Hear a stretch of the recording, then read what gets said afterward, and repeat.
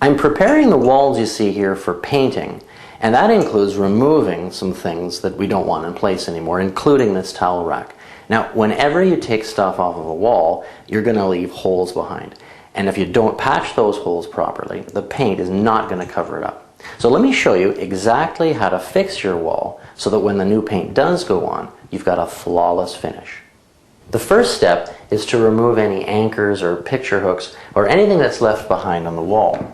These threaded anchors work really great, but as you can see, they leave a huge hole behind. The two holes left by the anchors you see here have created two different kinds of problems. The hole on the bottom has the ordinary frazzled paper that you run into every time you remove something from drywall. The hole above has frazzled paper too, but if you look around the edge, there's an area of lifted paper. That probably happened when I was removing the towel bar, and those two defects need to be repaired in two different ways. With a simple hole, like the frazzled one on the bottom, you need to get something hard and round, like the end of the handle of this putty knife. The end of the screwdriver handle often works well too. And you've got to pound the area in, driving that frazzled paper in below the surface. Everything's got to be below the surface before you go on to add your filler. Raised paper needs to be completely cut away in order to create a good foundation for the filler that we're going to add next. When you're using your knife to cut through the paper, keep it at about a 45-degree angle to the surface of the wall, then work all the way around the area of raised paper.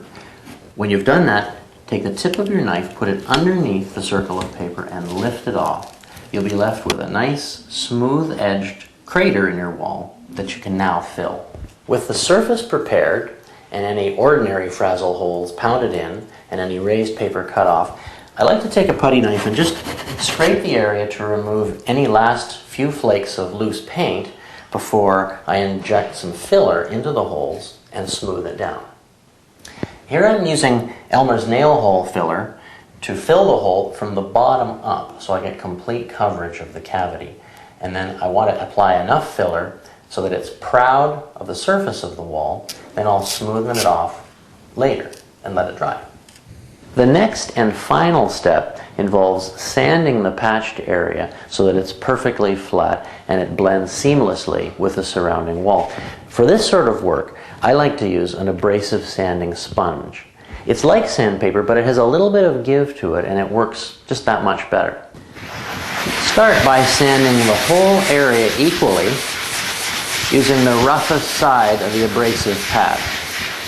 Then flip the sponge over to the fine side and work on feathering the edges so there's a seamless transition with the surrounding wall.